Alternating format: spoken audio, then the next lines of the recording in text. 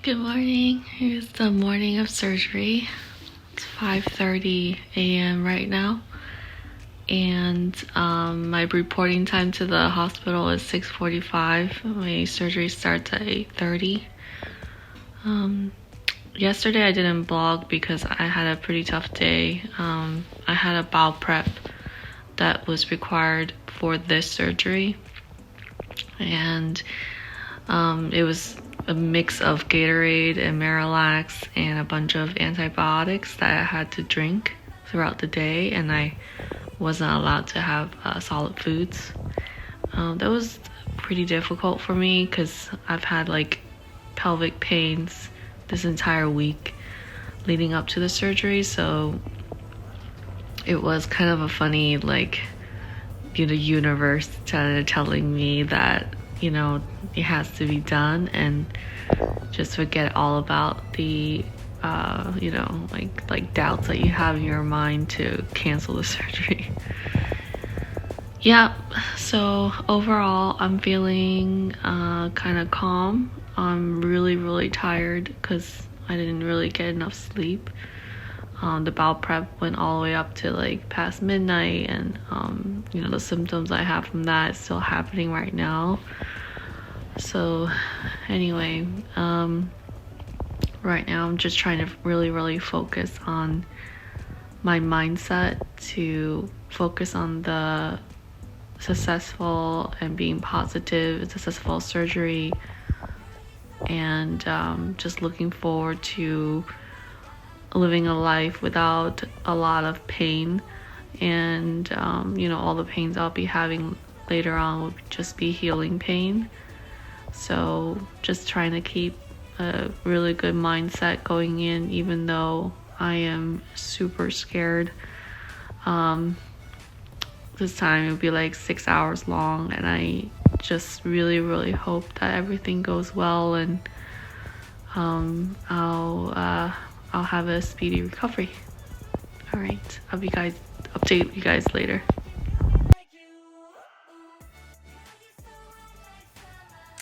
Hey friends, I had some energy today to talk about what happened on my surgery date.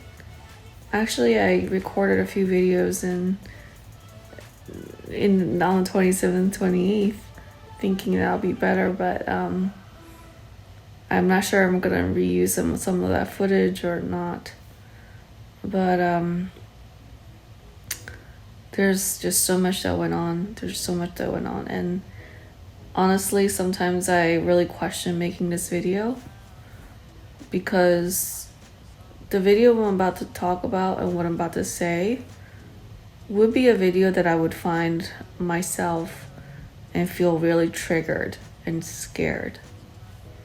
So if you're somebody that is someone that, is not emotionally ready to listen to my story, please turn it off. Like, I remember when I looked up the internet and I only searched for positive videos and complications and things that went well.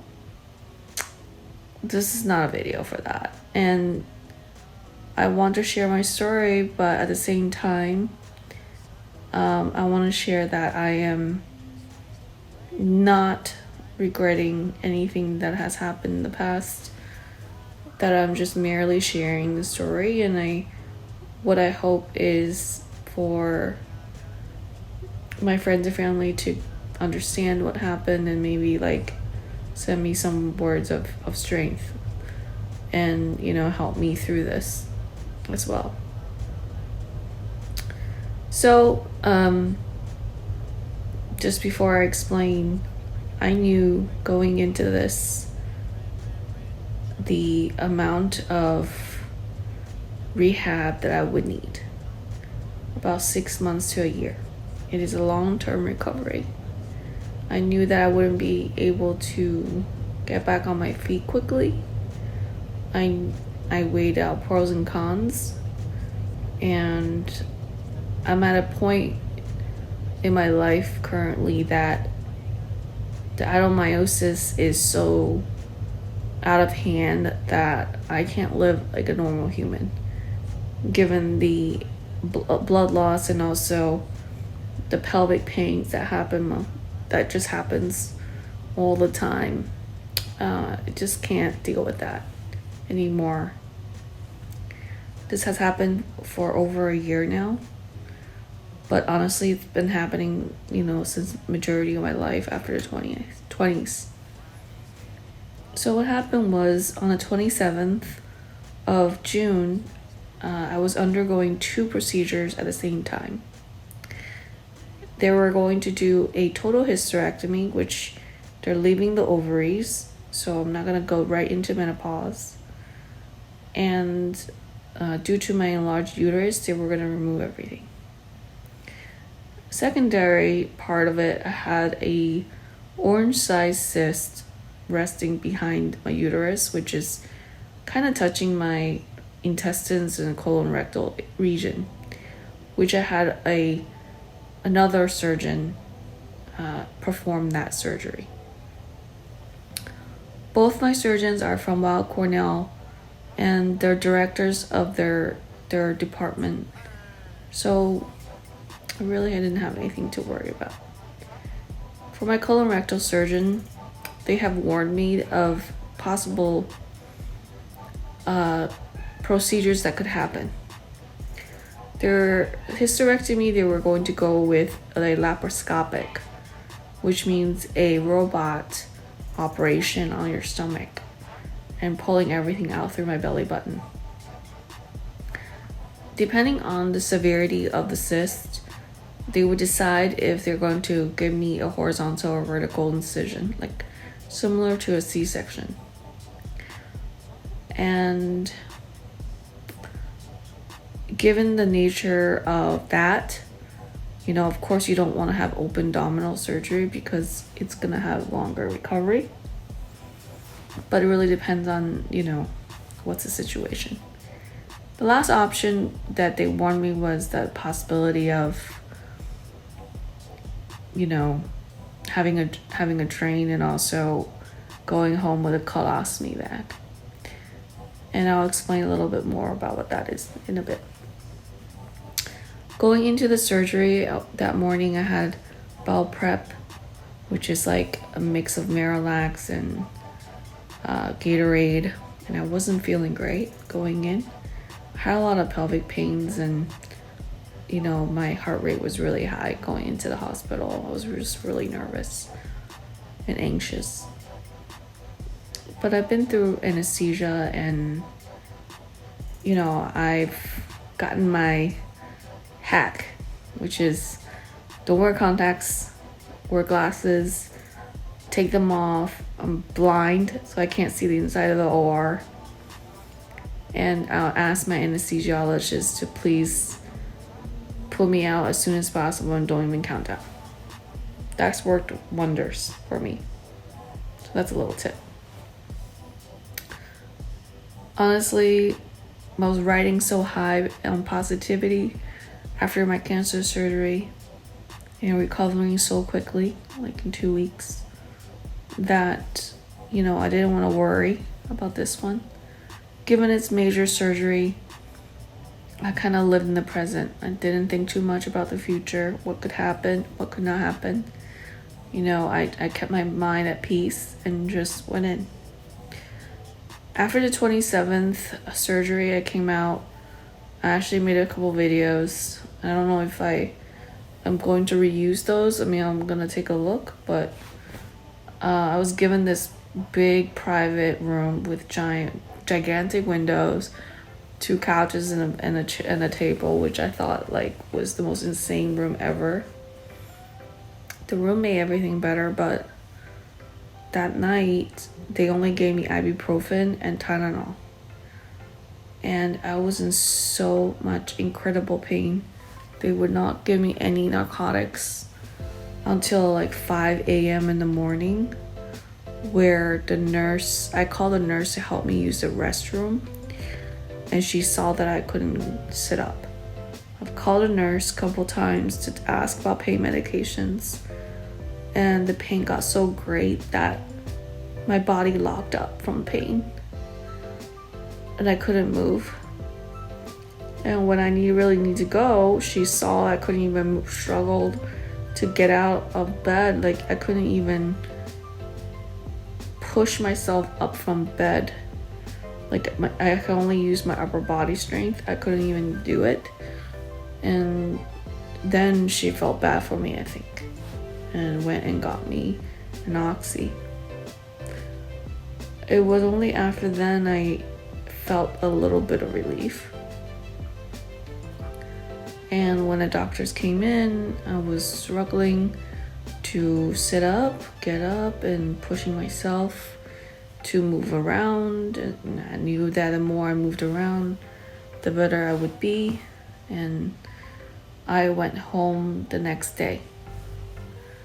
The ride home on the cab was excruciating. Every little bump in the road I felt. So I prepared a small pillow. I tried to have it in my stomach to minimize the bumps. It was a struggle to get back home. After being at home, I wasn't able to get on the bed because our bed's a little bit high. So I was like kind of resting on the couch. The next day felt a little bit better. And then on Thursday, I started feeling really bad. I couldn't really explain, but every time I took a sip of water or ate some food, I just felt like it was stuck on the upper part of my body, like it was stuck here. And it wouldn't go down. Like, it just felt like strange here.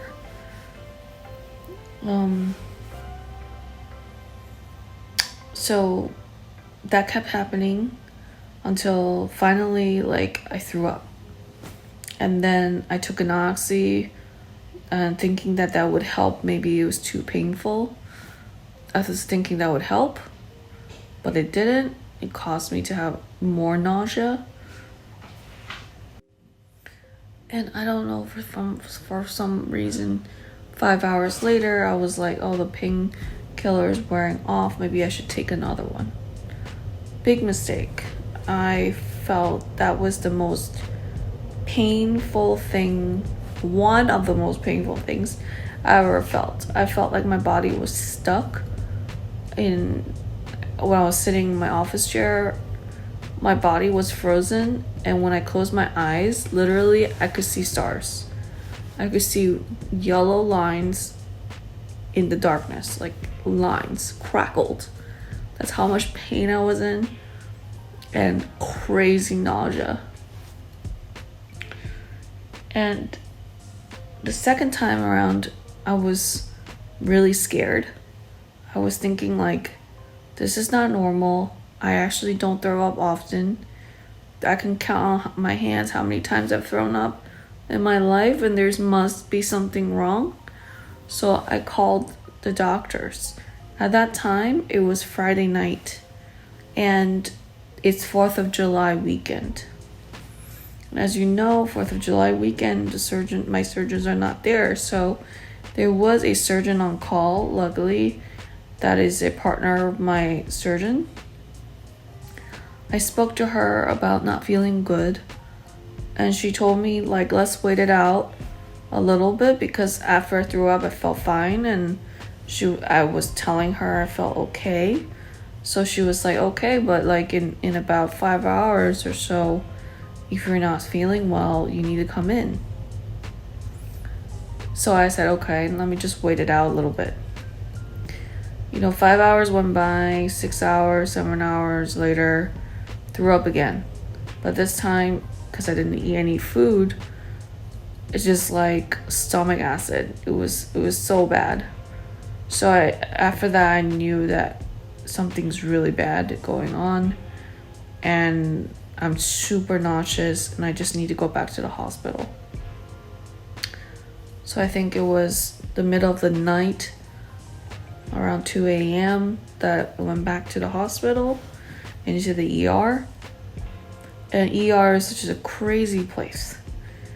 I was sharing a room with this lady that literally had a stroke next to me. I mean, everything was loud, chaotic. Like, it's not a great place to be for long periods of time.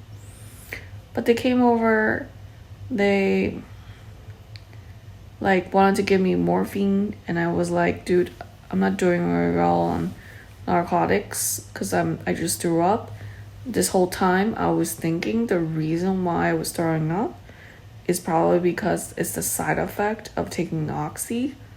I mean, I'm not a doctor. I don't know. I just think that was one. That's the reason. And at the time, they had 3 hypotheses. The first one is like something is stuck in my esophagus going to my stomach. Or 2, a most common side effect is this residual liquids in my body because I've just had surgery. So if any surgeon goes and touches your abdominals, they use water to clean out your insides. And sometimes residual water is there and they're not able to siphon it out. So those get infected. So you either need to, take antibiotics or drain it out. Or even the third, which they didn't tell me. So anyways, long story short, they made me drink this nasty contrast liquid while I was very nauseous. And I had 2 CT scans later. They discovered that I had perforation of the bowel, which means there's a hole in my intestine and everything, all the liquid was going backwards in my body and like infecting me, essentially pre-sepsis. My stomach was incredibly painful. It just kept blowing up and so big. And the only way I could help myself is like force myself to pee to release the pressure. But it was so painful and I rejected morphine. All I had was probably like some ibuprofen. And well, the time came and the surgeon came and told me that I need emergency surgery.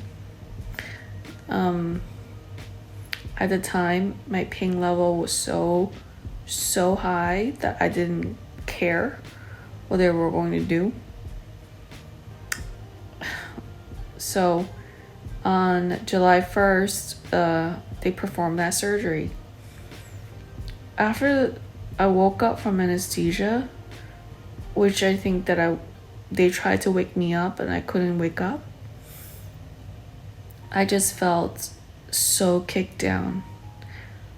It was different.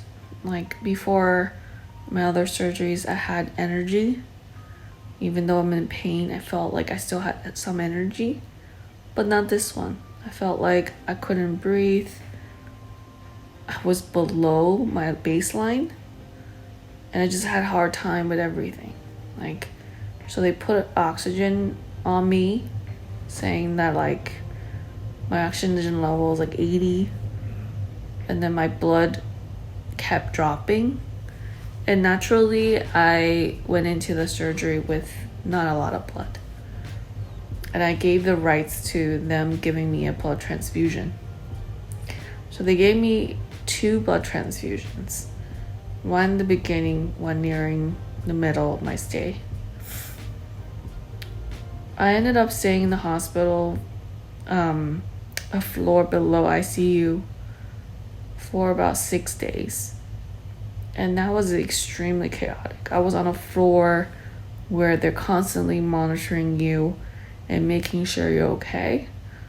And my hands and legs were tied to things like machines that check your vitals. And I had a little vital machine on my arm that took a pressure or took a reading every hour, 2 hours.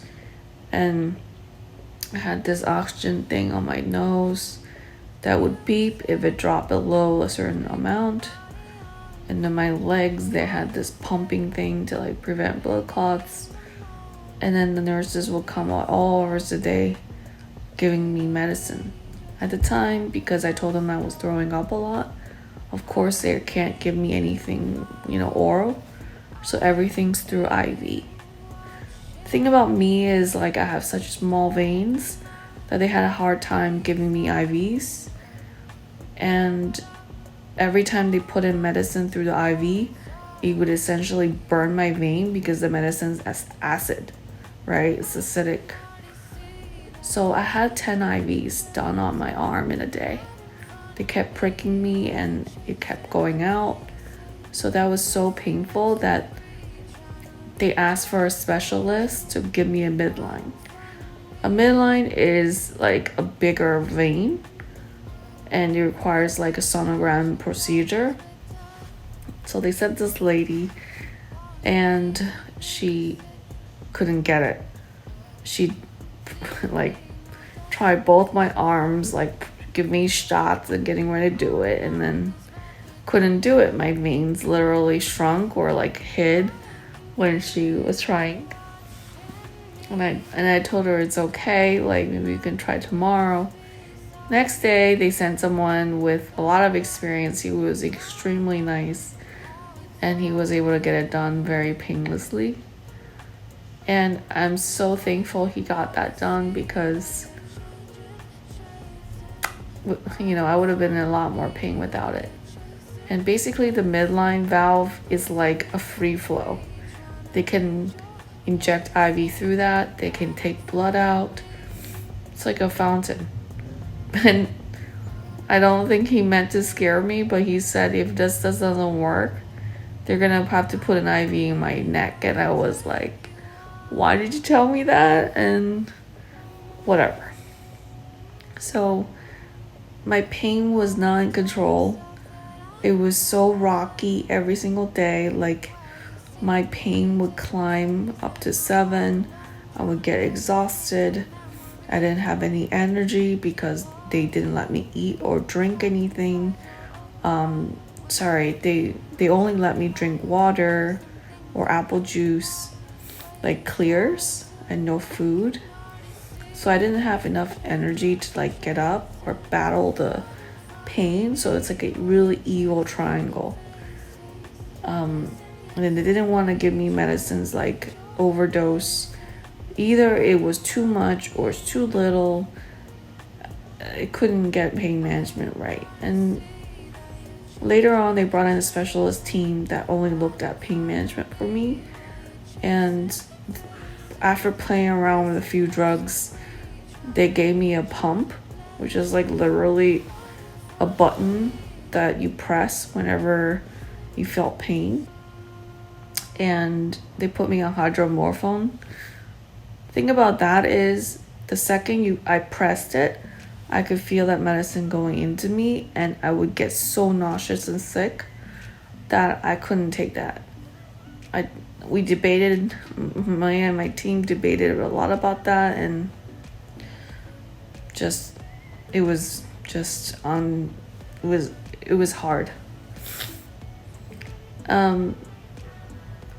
After this whole time, I think on the 6th day, I really got really broken because I felt really, really sad that I could only have water and apple juice.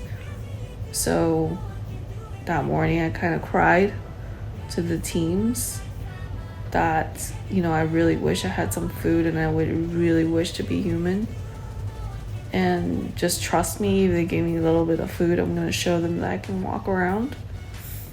Finally listened to me and let me do it for one day, and I did show them that I could walk, which I think they were shocked. I had a couple of teams, you know, I had 30 people come all the time, and I had like my hysterectomy team, colorectal one, I had blood, I had like pain management, like all these teams of people watching me, so I knew that I was in good hands at Weill Cornell. After that daily battle, I felt like I was just battling for my life at that point. It just felt like unbelievable pain, like pain I've never felt before in my life. After that, they were able to transfer me to a private room again upstairs, which allowed me to have peace and quiet, which was really helpful. And also I had this huge window to look out to, and you know, every morning sunrise was my positivity.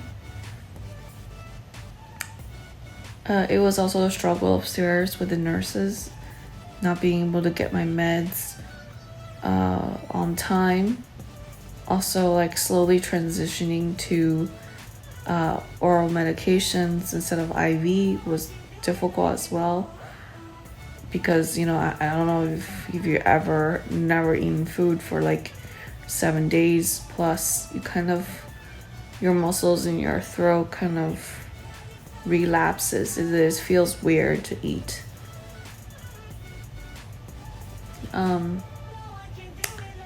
But I worked myself up to start taking meds, like and taking medicines orally is better because, well, it takes a long time to kind of digest and go through your system, but the medicines are less strong. The side effects kind of get digested in your stomach, I guess. So it was better for me than the IV. One thing I failed to mention is when I woke up from surgery, I had this colostomy bag. And a colostomy bag is a bag that collects your waste that you produce from your body, and it's placed in the front of your body. They do that when they disconnect your intestines and let your intestines heal on the inside. So I'll be cleaning my own outputs, and I'm on a special diet for the next 3 months because this is temporary. So that does mean that I need temporary surgery, a reversal surgery. Sorry, it's a temporary surgery. I need reversal surgery in about 3 months or so to reverse everything and like reconnect my colons and intestines and like learn to like live with a normal life.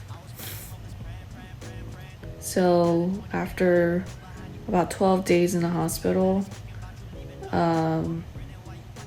they discharged me with a bag and 2 drains. They put in a drain in the front of my body, the front lower end, and also on my back. And my bag is on the left. So it was incredibly difficult to go to sleep or lay down because it feels like your body is skewered, like there's tubes going inside. So I just been sitting on the couch and kind of sleeping there, creating a gap between the pillows so I could lay in it properly without it pressing up or pressing in. And, you know, after that point, I haven't had sleep for more than 3 or 4 hours. Because of my medicine schedules at 1 and 5 a.m. in the morning, it's like difficult to like catch sleep. So today's win actually is I just finished my antibiotics, and those antibiotics were changing the taste in my mouth. So everything tasted metallic or sour. So I was really having a hard time eating food that I can't already eat, and also things that I can't taste. So I'm glad that it's all over. So I've been home for about a week or so, week and a little bit, and I have a nurse and a physical therapist come twice a week to help me get back on my feet. First, learning how to have balance, and then learning how to walk again. Due to the fact that I was in the hospital for so long, I have like weakness and also leg weakness. But that's going well. I think that I'm walking very, very slowly and gaining confidence on walking a little bit further, but my energy level is not so high. Extended like 2 weeks work from next Wednesday, so hopefully, you know, my energy level and my recovery will speed up quickly. I know this all sounds really scary and difficult, and it is. After I got the pathology report, it stated that I actually had a stage 4 endometriosis, adenomyosis, fibroids, and cysts. So that was a surprise. I know that a hysterectomy is not a cure for endometriosis, and I know that I might have pelvic pains from that still, but probably a lot less. I don't regret at all that I've performed this surgery. I don't feel bad that this happened. I'm just every day climbing very little at a time, and the hour sometimes is good, sometimes it's bad. You know, it's a rocky road on this journey. So anyways, this has been a really long video. I'm shocked if anyone even makes it to the end of this, but that is what happened, and I am fighting every day. So thank you for listening.